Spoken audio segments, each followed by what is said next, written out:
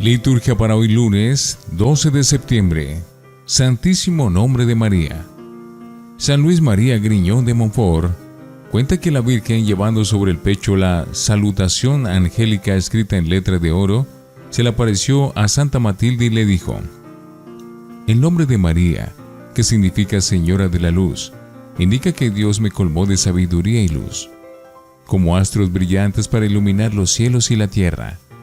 Esta conmemoración es probablemente algo más antiguo que el año 1513, cuando no se tienen pruebas concretas sobre ello.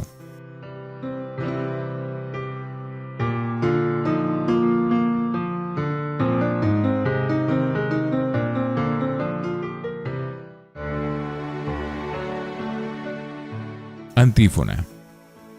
Virgen María, has sido colmada de bendiciones por el Señor Dios excelso, más que todas las mujeres de la tierra, porque de tal manera glorificó tu nombre que no faltará tu alabanza en el corazón de los hombres.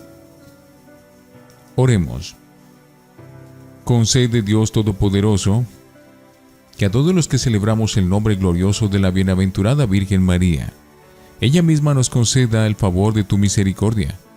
Por nuestro Señor Jesucristo, tu Hijo. Primera lectura de la primera carta del apóstol San Pablo a los Corintios, capítulo 11, versículos 17 al 26 y 33. Hermanos, al recomendarles esto, no puedo aprobar que sus reuniones causen más daño que provecho. En primer lugar, he oído que cuando se reúne su iglesia se dividen en bandos. Y en parte lo creo, porque hasta partidos tiene que haber entre ustedes, para que se vea quiénes resisten a la prueba. Así, cuando se reúnan en comunidad, les resulta imposible comer la cena del Señor, pues cada uno se adelanta a comerse su propia cena, y mientras uno pasa hambre, el otro está borracho. ¿No tienen casas donde comer y beber? ¿O tienen en tan poco a la iglesia de Dios que humillan a los pobres? ¿Qué quieren que les diga? ¿Que los apruebe? En esto no los apruebo.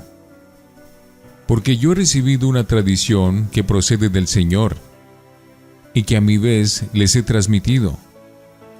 Que el Señor Jesús, en la noche en que iban a entregarlo, tomó pan, y pronunciando la acción de gracias, lo partió y dijo: esto es mi cuerpo que se entrega por ustedes. Hagan esto en memoria mía.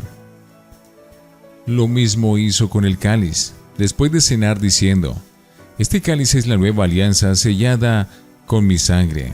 Hagan esto cada vez que lo beban, en memoria mía.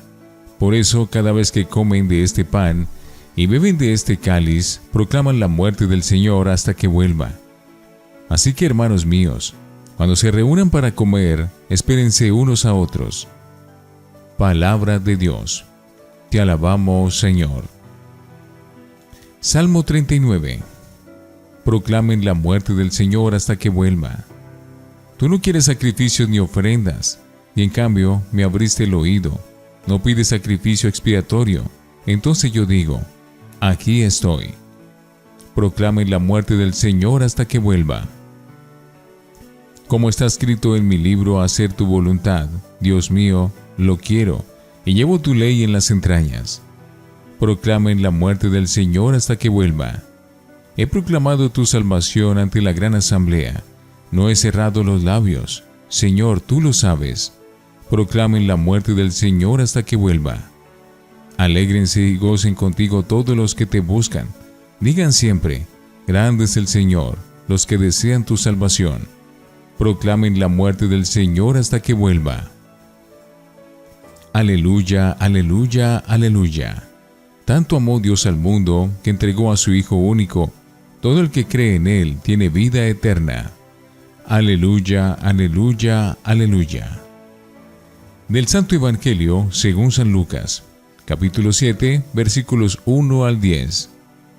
En aquel tiempo, cuando terminó Jesús de hablar a la gente, entró en Cafarnaúm. Un centurión tenía enfermo a punto de morir a un criado a quien estimaba mucho. Al oír hablar de Jesús, le envió unos ancianos de los judíos para rogarle que fuera a curar a su criado. Ellos, presentándose a Jesús, le rogaban encarecidamente: merece que se lo concedas, porque tiene afecto a nuestro pueblo y nos ha construido la sinagoga. Jesús se fue con ellos. No estaba lejos de la casa cuando el centurión le envió unos amigos a decirle: Señor, no te molestes, no soy yo quien para que entres bajo mi techo. Por eso tampoco me creí digno de venir personalmente. Dilo de palabra, y mi criado quedará sano. Porque yo también vivo bajo disciplina y tengo soldados a mis órdenes. Y le digo a uno: ve, y va; al otro: ven, y viene; y a mi criado: haz esto, y lo hace. Al oír esto, Jesús se admiró de él, y volviéndose a la gente que lo seguía, dijo: le digo que ni en Israel he encontrado tanta fe. Y al volver a casa, los enviados encontraron al siervo sano. Palabra del Señor. Gloria a ti, Señor Jesús. Oremos. Confiamos, Señor, nuestros dones a la intercesión de Santa María, siempre Virgen, para que, al venerar su nombre, seamos agradables a ti, por Jesucristo nuestro Señor. Antífona. Todas las generaciones me llamarán bienaventurada, porque Dios ha puesto sus ojos en la pequeñez de su esclava. Oración después de la comunión. Que, por intercesión de María, la Madre de Dios, consigamos, Señor, la gracia de tu bendición, para que, celebrando su nombre digno de veneración, recibamos su auxilio en todas las necesidades. Por Jesucristo nuestro Señor. Lección Divina. Oremos. Ante tu misterio insondable reconocemos, Señor, que no podríamos siquiera decir tu nombre de Padre si tu Hijo Jesucristo no nos lo hubiera revelado. No somos dignos de acercarnos a ti y recibirte, pero basta que pronuncies esta palabra, que pueda curarnos. Amén. Lectura. Una curación a distancia. Según el admirable relato evangélico de hoy, un centurión romano tenía enfermo de muerte a un criado, a quien estimaba mucho. El romano simpatizaba con los judíos. Al oír hablar de Jesús, le envió a algunos ancianos judíos pidiéndole que fuera a curarlo.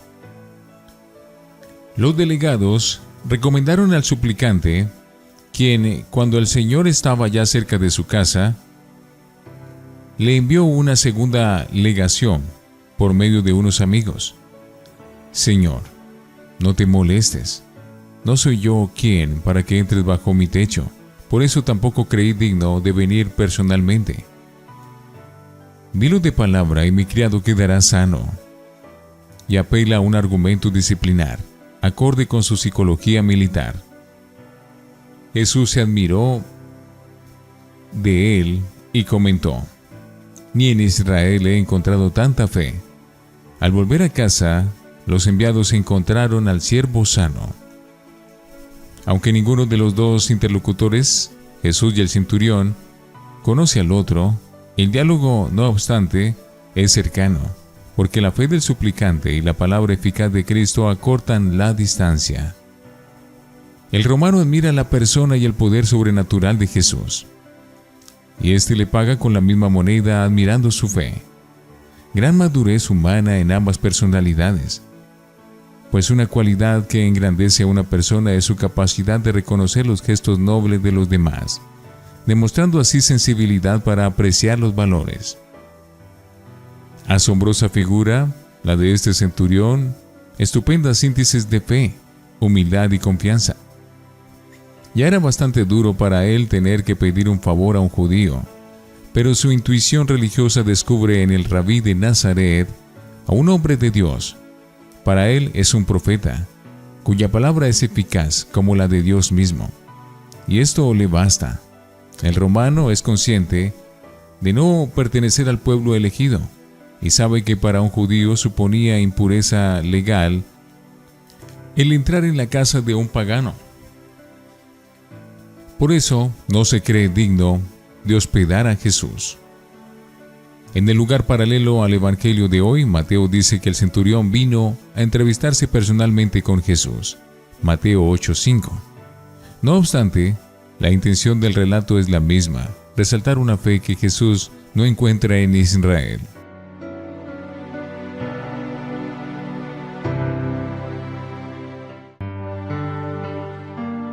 Para meditar.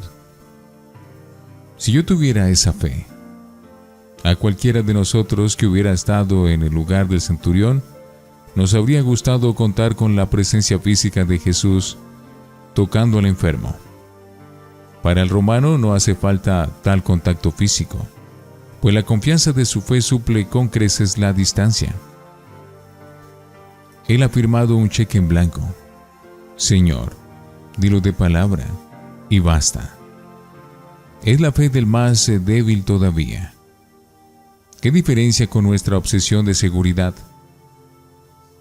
Ante tal ejemplo, fuera de serie, uno está tentado a exclamar: si yo tuviera esa fe, ¿por qué no alcanzamos ese nivel nosotros que conocemos mucho mejor que el soldado romano el amor y el poder de Dios? Que cada uno se responda. Pero podemos apuntar a una razón, entre otras, debido a nuestra psicosis de seguridad. Es un hecho la obsesión de garantías que persigue al hombre actual. Se exige y se ofrece seguridad para todo: enfermedad, accidentes, invalidez, jubilación, desempleo, casa, automóvil, viajes, etc. Es fabulosa la suma de dinero intervenida en seguridad. Traspasando el problema al plano religioso, también aquí buscamos seguridades y garantías.